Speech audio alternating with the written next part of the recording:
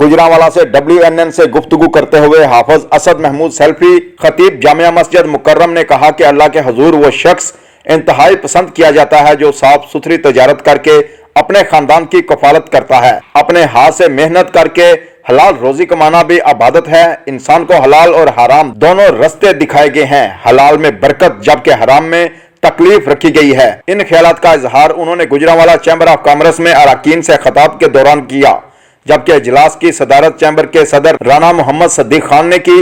इस मौका पर अरकान मजलिस आमला सीनियर नायब सदर अहमद नवीद रांझा, नायब सदर चौधरी मोहम्मद यूसुफ, साबिक सदर मियां उमर सलीम के अलावा बिजनेस कम्युनिटी की कसीर तादाद में मौजूद थी। इस हवाला से उन्होंने मजीद क्या कहा, जानने के लिए देखते हैं मोहम्मद अब्दुल्ला की ये खसूसी रिपोर्ट। आगे अपनी औलाद, अपनी बीवी, अपने वालिदैन, अपने बहन भाइयों की कफालत करता है।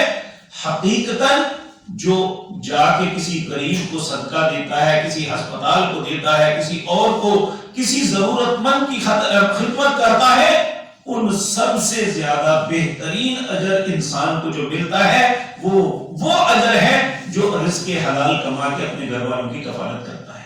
हालांकि ये हमारी जरूरत है कि हमने अपनी औलाद की अच्छी तालीम और तरबियत के लिए उन्हें किसी अच्छे स्कूल में दाखिल करवाना, अच्छे कॉलेज में, यूनिवर्सिटी देनी और उन्हें अच्छा कारोबार सेटअप बना के देना। लेकिन अगर हमारा रिज़्क़ हलाल होगा तो उसके दो फायदे होंगे। एक ये कि वो जो औलाद है वो इंशाअल्लाह नेक, पारसा और आपके कहे में होगी, आपकी आंखों की ठंडक बनेगी। और दूसरा ये कि घर में बीमारी आफतें नहीं आएंगी।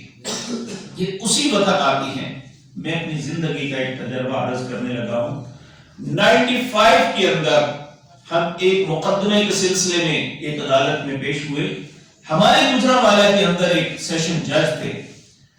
नाम तो उसका बहुत खूबसूरत था, लेकिन उनके रवैये की वजह से लोग उसे अज़ाब इलाही कहते थे। और कैफियत यह थी कि सर्दियों के दिनों में वो इशा की नमाज तक अदालत में बैठते थे, सिर्फ इसलिए कि पैसे इकट्ठे हो जाए। अल्लाह की शान थी।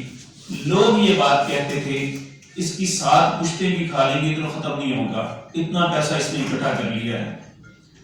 तकरीबन 6 या 7 माह के बाद मेरे एक चचा हैं वजीराबाद, डॉक्टर यूसुफ, उनकी बेटी की शादी थी। हम वहां गए तो वो वहां पे शादी पे आए हुए थे। मैंने अपने चचा से पूछा, ये आए हुए हैं, उनका नाम गालिबन मोहम्मद इलाही था, तो ये आए हुए हैं, इनकी क्या कैफियत है? कहने लगा ना पूछो। इनके घर में बिस्तर की एक लाइन ये है कि इनके दोस्त अहबाब इनके घर का खर्चा चलाते हैं, इनके बच्चों, बीवी और इनकी दवाई का खर्चा वो चला रहे हैं। और मेरा ख्याल है दोस्त का एक शख्स भी नहीं बचा। इसलिए मेरे अजीज भाइयों, अल्लाह ने बरकत, सेहत, आसानी और शराफत इसी में रखी है कि हम अगर काम करें तो अल्लाह के हुक्म के मुताबिक करें। सबसे बेहतरीन बात यह है कि रिज़्क़ हलाल इसकी बहुत ज्यादा एहतियात करें। सैयदना अबू बकर सिद्दीक रज़ी अल्लाह तआला अन्हु के मुतालिक एक वाक़या आता है। आप एक मर्तबा एक गुलाम था उठा, गुलाम ने उनसे बड़ी मिन्नत की कि आप मुझे इजाजत दे दीजिए, मैं मजदूरी करता हूँ, पैसे इकट्ठे करके रोजाना आपको ला दिया करूंगा, जब मेरे पैसे पूरे हो जाएंगे तो मुझे आजाद कर देना, मैं बहुत बेबस हो गया हूँ। हजरत अबू बकर ने कहा ठीक है जाओ। वो रोजाना जाता, मजदूरी करके लाता, आप उससे पूछते ये कहाँ से लाए हो, वो बताता। एक दिन ऐसा हुआ, रोजा की इफ्तारी का वक्त था, वो आया, उसने कुछ खजूरें दी, तो हजरत अबू बकर ने उधर अजान की आवाज हुई, फौरन रोजा इफ्तार कर लिया। पूछा ये कहाँ से लेके आए, तो वो कहने लगा मैंने जाहिलियत के ज़माने में जब मुसलमान नहीं था कहानत की थी, यानी ये जो नजूमी बातें बताते हैं, मैंने झूठ मूठ बताया था कि तुम्हारे साथ ये होगा, उसी तरह हो गया, उन्होंने मुझे दी थी।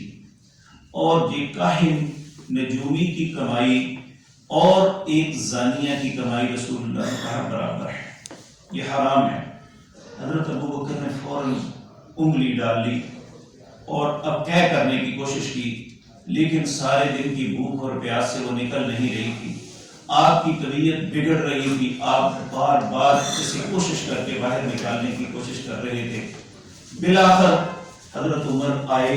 انہوں نے دیکھا اور کہنے لگے ابو بکر اللہ آپ پہ رحم فرمائے, آپ کیوں اپنی جان کے دشمن بنے, کیا مسئلہ ہے؟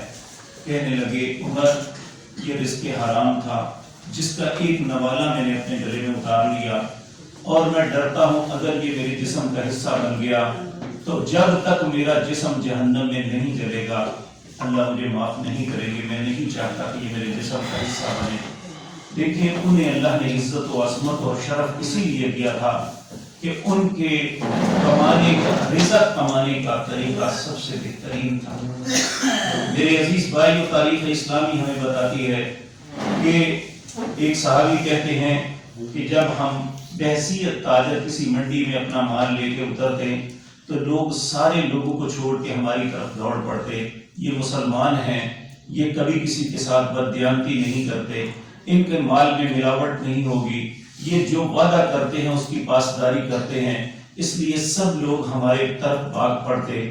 لیکن وہ کہتے ہیں آج بدقسمتی سے میں دیکھ رہا ہوں کہ وہ جو اللہ نے ہمیں امانت داری کی نعمت عطا کی تھی وہ ہم سے چھن رہی ہے. اور رسول اللہ نے فرمایا تھا میری امت میں سب سے پہلی قباحت جو آئے گی وہ امانت داری کے اندر کمزوری ہوگی. میرے عزیز بھائیوں, ہم بعض اوقات یہ سمجھتے ہیں کہ ہمارے پاس لینے دینے کے لیے کوئی آتا ہے, ہمارے گلے میں پیسے موجود ہوتے ہیں, ہم کہتے ہیں 2-3-4 دن فائدہ اٹھا